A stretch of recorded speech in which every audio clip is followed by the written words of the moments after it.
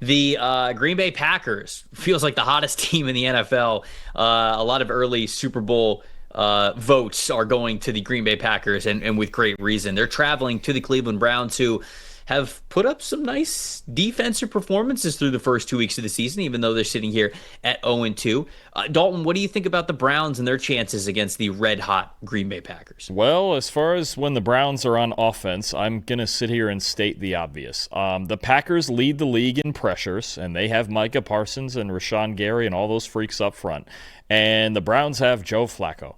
And Joe Flacco at 40 years old, who is not going to move very much and currently has a 29.7 passing grade under pressure. Last year, he was one of the worst quarterbacks in football under pressure. He just has to be able to set his feet and throw the football. He can still make throws, but not if the pocket is muddy, and he's not going to improvise in any way whatsoever at this point. So if the Browns if they're going to have a decided disadvantage again this week, especially at offensive tackle, Jack Conklin should be back in, but he's battling through injuries. DeJuan Jones on the left side, we've mentioned before, has really struggled. I think it's a real problem. Flacco's going to have to get rid of the ball quickly, because you're talking about he's already got 3 turnover-worthy plays under pressure. It's not the ideal situation. The Browns' interior unit has played okay, although Parsons might get in on them and mess that up a little bit too. But I think that's going to be the problem, is Joe Flacco under pressure in this game against a team that has become, immediately with Parsons in the lineup, one of the best pass rush teams in the NFL.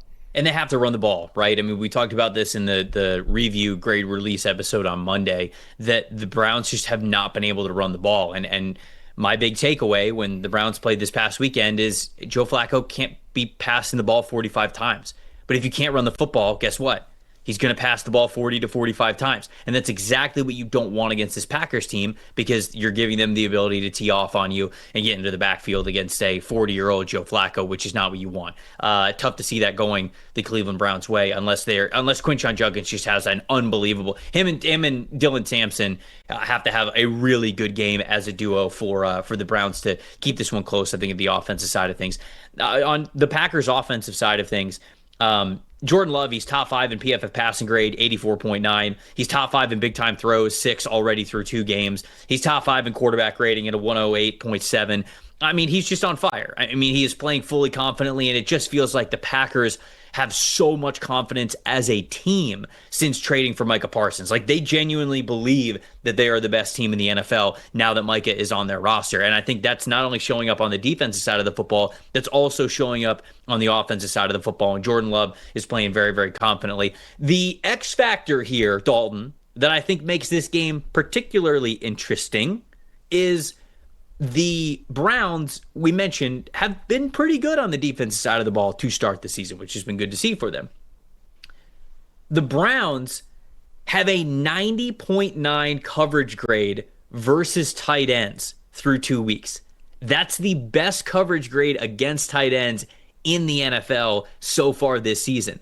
The Packers, with Tucker Kraft and Luke Musgrave, have the highest receiving grade when targeting tight ends in the NFL. So you have one team that very much wants to get their tight ends, multiple tight ends, involved in their offensive passing game plan. And you have another team that has been excellent at taking that away from teams so far this year. So that is very much a unstoppable force meeting an immovable object type of matchup in this game that I am very much looking forward to see which part of that comes out on top. Yeah, no, I agree with that. And Tucker Kraft especially has been so good for the Packers. We'll see if that continues. But this linebacker pair for the Browns, Carson Schlesinger and Devin Bush, they've been fantastic as well. For me, I think this is the week with Jaden Reed out, and as much as the Browns play man-to-man coverage, I think this is the week you could try to get Matthew Golden going. Now, he could have easily had 2 touchdowns last week if Jordan Love had made the throws. Jaden Reed is out. Golden is the speed guy. And obviously, when you talk about how defenses have to respond to Golden in that 4-2 speed, you're getting those 2 high looks. You're getting, you're getting it where those intermediate throws are available for Jordan Love. As long as he has enough time, if Matthew Golden's getting those one-on-one single high situations on the outside, I think he's got a chance to maybe finally have his first big day in Green Bay. I think Jordan Love is going to respond by getting out there to the outside. This might be a little bit disrespectful to how the Browns have played defense so far this season, but I have the Packers winning big. I got them winning 31-13 in a statement game here. Who do you have winning this? I've got the Packers 24-10. I do think the Browns defense obviously is a very good unit. You have to work around Myles Garrett and that defensive line. And like I mentioned, the two linebackers are playing great, but at the end of the day, I don't know how the Browns are going to score a whole lot of points in this game. And this Packers defense is absolutely. I think the Packers defense last week was a bigger story than their offense. I really do. They're just at all three levels. They're playing fantastic football. 24-10. The reason why I have the score as lopsided as I do, which again feels disrespectful to how Cleveland's played defense, is I don't know how much they're going to be able to control the ball.